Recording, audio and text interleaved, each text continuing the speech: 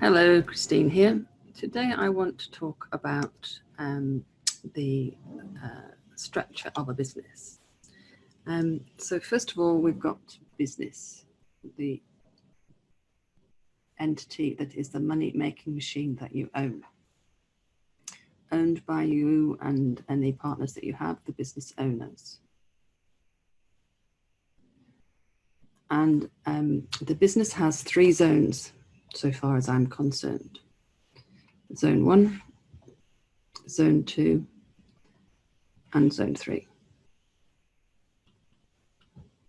Now in Zone 1, we have the traditional elements of, I'll just make the line a little longer, marketing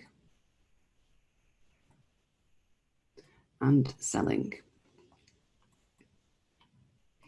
In Zone 2, we have the delivery of whatever it is that the clients are buying from the business. And in Zone 3, we have finance, activity, HR, admin, IT, all that sort of thing. So Zones 1 and 2 are client or customer focused zones. And Zone 3 is focused on you, the business owner. So business owner focused.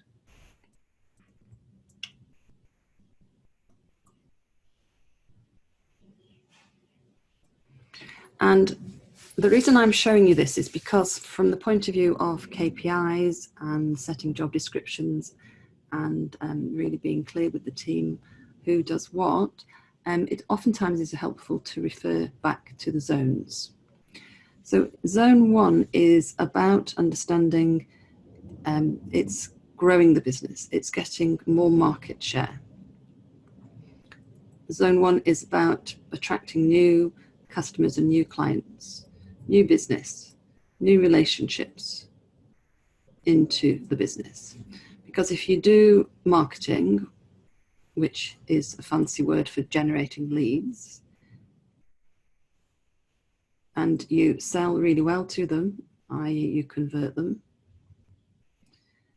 then you get what everybody prizes the most, new customers or clients into the business.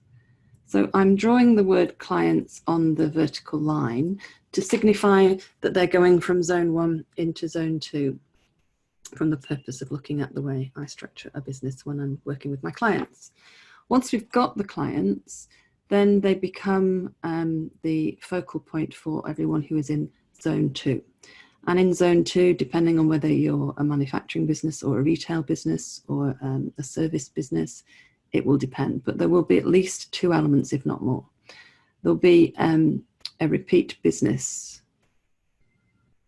element, or should be, often called customer retention or client retention. And then there'll be the provision of the service. So I'm just going to, for the purpose of this, call that the production activity. It could be warehousing, it could be production line, it could be the technicians, the installers, the architects. It depends what your business actually is as to what appears into Zone 2. But whatever it is, it's the work that's done for the clients that have been attracted to buy from the business. So it's whatever happens between the client deciding to place an order with the business and the client paying the business some money. So Zone 2 is the engine that cranks away, that drives the revenue or the sales money, the sales turnover into the business. Zone 2, therefore, is the gold mine. But to contrast it to what I have here in Zone 1, I'm going to talk about it being focused on the wallet share, the spending, the pattern of buying shown by the customers or the clients for the business. And therefore it is a focal point for Zone 2 of existing business, nurturing the relationships of those customers or clients that we already have, is what I'm trying to develop as my theme for Zone 2. Because whatever happens in Zone 2 is the engine room that is driving the revenue into the business. Once the revenue arrives, then it goes on the next vertical line, and this is signifying it becoming the provenance or the focal point for zone 3. And zone 3's focus is to do with profits, profitability, and even more importantly, to do with flow of cash. The cash flow of the business is going to be very much the focus and the concern of whatever's going on in zone 3, because I'm pretty sure that zone 2 and zone 1 won't be paying much attention to cash flow, or maybe not even to profitability. It's something that will be watched by zone 3. So I think of zone 2 as the engine room of the business. Let's find a different colour. Let's have pink. Engine room of the business. And zone 3 is the audit, in inverted commas, the auditing activity of the business. The eyes and ears of the business owner, checking that everything is going along efficiently and productively as it should. Now you'll notice perhaps that I've left a disconnect between the word business and then the structure that I just drew. And that's because there's a role that goes in here in this pink box that I've just drawn. And that's the role of the general manager, or sometimes the CEO is the title there. The managing director, depends what any one business wants to give to that role, the name to that role. But that's the space for the general manager or the CEO. And ideally, the person in that role is generally managing whatever is going on in zones 1, 2, and 3. And depending on the size of the business, ideally we would have managers of zones 1 and zone 2 and zone 3. So that manager for zone 1, manager for zone 2, and manager for zone 3 report into the general manager. And then ideally, the general manager is reporting upwards to the business owner. And you'll have noticed I've drawn the business owner above the business to signify that really a business owner is owning a money-making machine. But so many, of course, go and give themselves a job in the business. But really, it's a business. It's a money-making machine. It wouldn't necessarily have to go and work in it, although, of course, many do. But I do have a lot of clients who are sufficiently organised and have grown enough to have general managers in place such that they no longer work in the business. They're not part of any of the zones unless they wish to be, but it's a choice. But many of them are now outside of the business. It's left in the hands of the general manager, because what they're doing is this. They're looking now, these business owners, at what comes next. They're being entrepreneurial.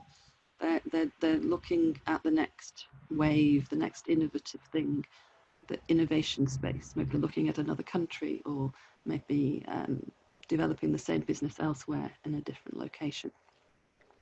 But it's a future focus that the owner now has. R&D, research and development, new products, innovation, new locations, a different company altogether, maybe an allied business to this one, or something completely separate. You know, why can't a plumber own a hairdressing business, or a laundrette, or chiropodist? Suddenly shot in my head, I don't know why. Because if once you understand about growing a business and understand how to make a business work from the inside as a skeleton, versus actually getting embroiled in the day-to-day doing of whatever the business is selling, then you can own any sort of business and probably be better off for having that outsider's perspective. So I say to my business owners who are no longer needed inside the business, this is where they should be playing, that innovative R&D future planning element for a business. And so if we stand back and look at the whole thing, there is a framework which I come back to again and again and again when we're looking at how we're marshalling people's time, how we're looking at their job descriptions, how we're looking at figuring out what they need to be given as targets or as KPIs. It's oftentimes really helpful for it to link back to the zones, so that whoever is in the team and is relating to zone 1, all of their KPIs are to do with generating leads, converting those leads, and nothing more. If you're in zone 2, it's about preserving the relationship with the client base and ensuring that there is repeat business and customer satisfaction and referrals and word of mouth going on, which shows that the engine room, the gold mine, is pumping away and giving you a good, strong core to your business. And the activity, the people that are in zone 3, well, their success is going to be measured by their ability to ensure that the profitability is trending positively, cash flow buffers are strong, and that the whole sort of back end of the business, the admin, the HR, the policies and procedures, the quality control, the legal side of things, tax affairs, insurances, all of that is in zone 3, is all underway, so that the business owner can sleep at night and go off and be innovative and entrepreneurial. So there you have it, the business structure in those 3 zones way of looking at things.